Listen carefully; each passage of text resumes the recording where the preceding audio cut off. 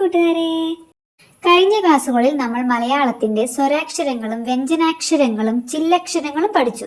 ഇന്ന് നമ്മൾ പഠിക്കാൻ പോകുന്നത് ചിഹ്നങ്ങളാണ്. മലയാളം ചിഹ്നങ്ങൾ.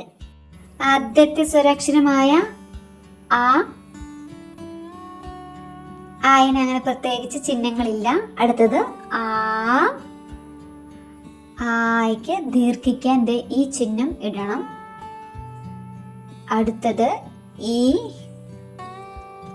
കണ്ടോ ഈയുടെ ചിഹ്നം കണ്ടോ? ഈ, എല്ലാവരും ഇവിടെ ശ്രദ്ധിച്ചിരിക്കുക. ഓരോ ചിഹ്നങ്ങളും നിങ്ങൾ ശ്രദ്ധിച്ച് മനസ്സിലാക്കുക.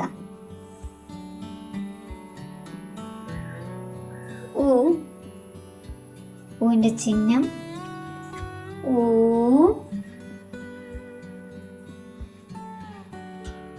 രണ്ട് പുനിപ്പ് വേണം.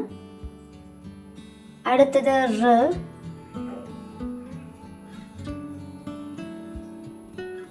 ഏ,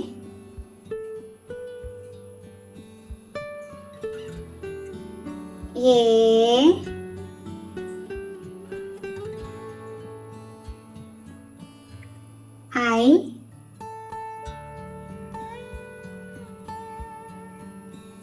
രണ്ട് ഏടെ ചിഹ്നം ഇടണം. അപ്പോ ഐ ഐ. ഓ, ഏടെ ചിഹ്നവും ആയിന്റെ ചിഹ്നവും. ഓ, ഏ എന്നുള്ള ചിഹ്നല്ലേ, അതിന്റെ കൂടെ ആ എന്ന ചിഹ്നം ചേർക്കുക. അപ്പൊ എന്തായി? ഓ, ഔ, അവിടെ ചിഹ്നം അതിന്റെ കൂടെ തന്നെ ഉണ്ട്. അതേപോലെ തന്നെ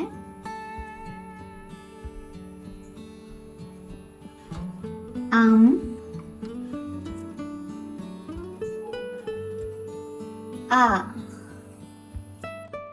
ടീച്ചർ ഈ ചിഹ്നങ്ങൾ എഴുതിയത് നിങ്ങൾ എല്ലാവരും ശ്രദ്ധിച്ചില്ലേ? ഈ ചിഹ്നങ്ങൾ നമുക്കിനി വ്യഞ്ജനാക്ഷരങ്ങളുടെ കൂടെ വരുമ്പോൾ എങ്ങനെയാണ് വായിക്കുന്നതെന്ന് നോക്കാം. നിങ്ങൾ ഒരു ഉദാഹരണം നോക്കിക്കേ. നമ്മൾക്ക് ഇതൊന്ന് വായിച്ചു നോക്കാം. ക, കാ, കി, കീ, കു, കൂ, കൃ, കേ, കേ, കോ, കോ, കൗ, കം, ക. നല്ല രസമല്ലേ വായിക്കാൻ? ഒന്നുകൂടെ നിങ്ങൾ ടീച്ചറിന്റെ കൂടെ വായിച്ചേ. ക, കാ, കി, കീ, കു, കൂ, കൃ, കേ, കേ, കൈ, കോ, കോ, കൗ, കം, ക. എല്ലാവരും ടീച്ചറിന്റെ കൂടെ വായിച്ചോ? നിങ്ങൾ ഇതേപോലെ മറ്റു വ്യഞ്ജനാക്ഷരങ്ങളുടെ കൂടെയും ചിഹ്നങ്ങൾ ചേർത്ത് എഴുതാനും അത് വായിക്കാനും പഠിക്കണം. വീട്ടിലിരുന്ന് എല്ലാവരും സ്വന്തം ചെയ്ത് നോക്കൂലേ? എന്നാൽ നമുക്കിന്ന് ക്ലാസ് വൈൻഡ് അപ്പ് ചെയ്യാം. Okay, bye bye, see U.